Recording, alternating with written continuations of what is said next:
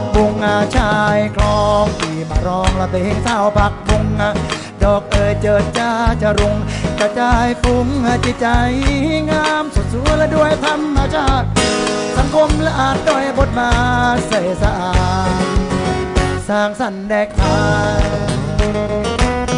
ฮัลโหลฮัลโหล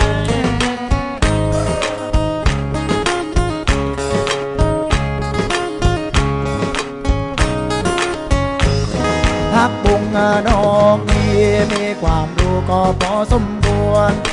หน้าที่ของเนื้อนวลวันดีพี่ผู้กันเว้ยอนุบาลเด็กเล็กและเธอเอาใจใส่ดูแลเด็กก็ยังเยาว์วัยปุ่มฝักไฟคู่อนุบาล